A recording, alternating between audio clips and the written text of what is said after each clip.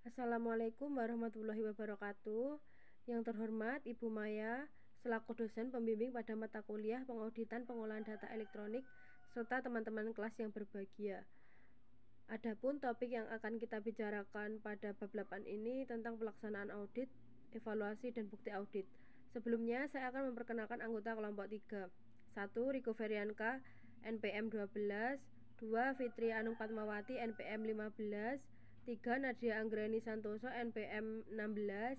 4. Argarita Noviandari, NPM 20. 5. Risma Nuswatun Kasana, NPM 23. Kita memasuki acara selanjutnya, yaitu pemaparan materi. Bagi yang bertugas dipersilahkan. Baik, saya akan menjelaskan mengenai tahapan pekerjaan lapangan. Tahap pekerjaan lapangan lebih memfokuskan pada pengujian transaksi dan komunikasi dengan audit.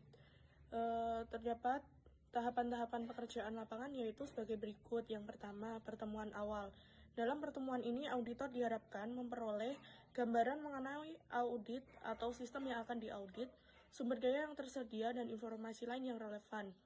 Dalam pertemuan ini, terdapat beberapa topik yang dibahas meliputi sebagai berikut, yaitu pengenalan tim auditor internal dan personal audit, mengomunikasikan jadwal pembahasan mengenai titik-titik yang luar biasa, diskusi dengan temuan, dan lain sebagainya.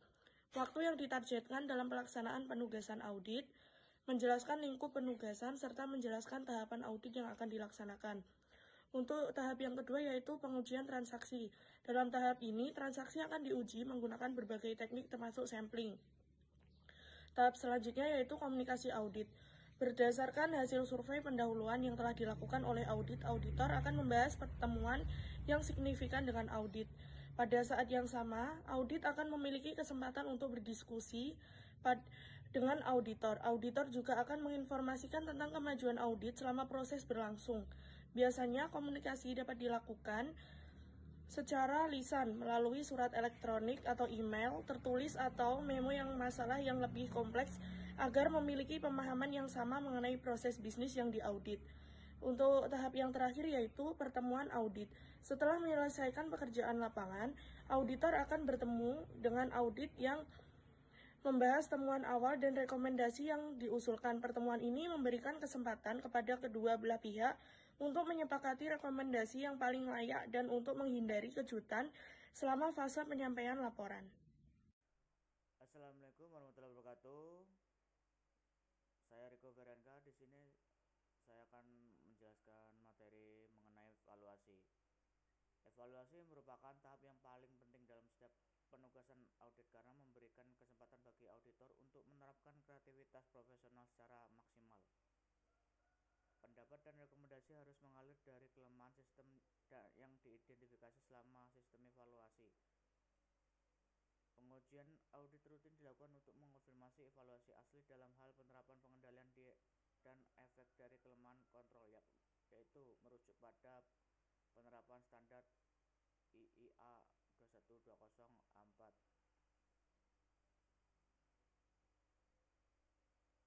Berikut disajikan penjelasan tentang teknik evaluasi. Yang pertama, bahkan Euler. Flowchart bermanfaat untuk menggambarkan secara visual proses yang didesain atau dimaksudkan untuk tujuan pengendalian. Flowchart membantu auditor untuk memperoleh pemahaman yang baik mengenai proses yang dievaluasi. Dan beberapa audit sangat perlu untuk menjelaskan sistem atau proses yang dilakukan oleh audit. Menjelaskan prosedur atau proses tersebut melalui penggunaan laporan tertulis atau bahkan Euler atau kombinasi dari keduanya. Selanjutnya, pengujian transaksi. Pengujian transaksi umumnya digunakan untuk memastikan semua kebijakan dan prosedur pengendalian yang diterapkan telah diikuti dalam proses transaksi. Yang ketiga, SEQ.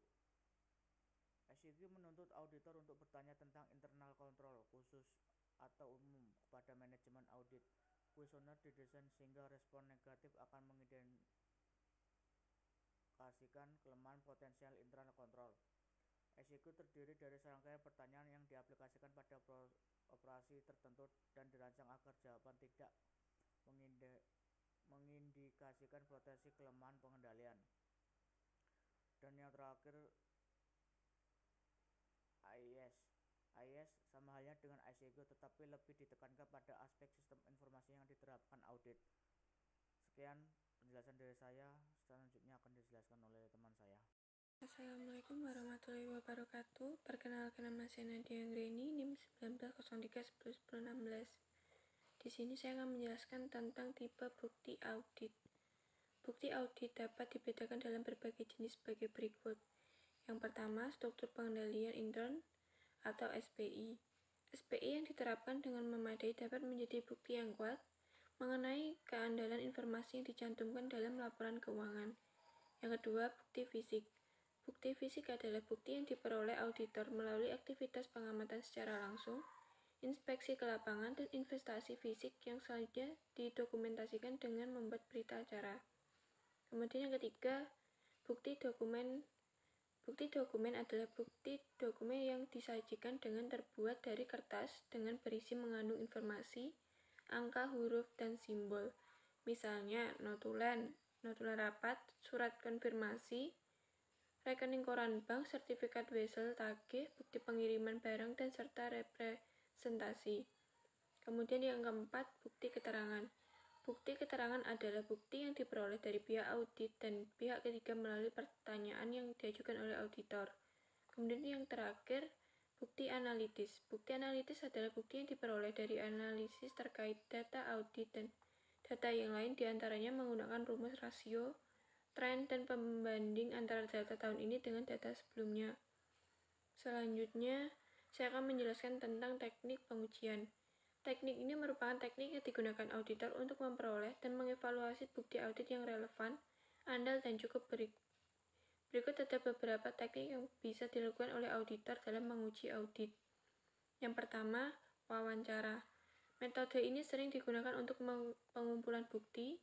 Untuk melakukan wawancara, auditor sebaiknya mengikuti pelatihan yang memadai dan keterampilan yang diperlukan. Wawancara dapat mengidentifikasi masalah, memberikan bukti-bukti untuk konfirmasi temuan audit, dan tujuan audit dapat dibandingkan dengan pelanggaran yang telah diidentifikasi serta rekomendasi. Kemudian yang kedua, pengujian audit. Pengujian berarti pemeriksaan tindakan langkah yang dipilih. Pengujian audit terdiri dari dua jenis, yang pengujian kepatuhan dan pemeriksaan rinci. Tujuan pengujian kepatuhan adalah pemeriksaan kecukupan kontrol dan efektivitas. Kemudian yang ketiga, seleksi.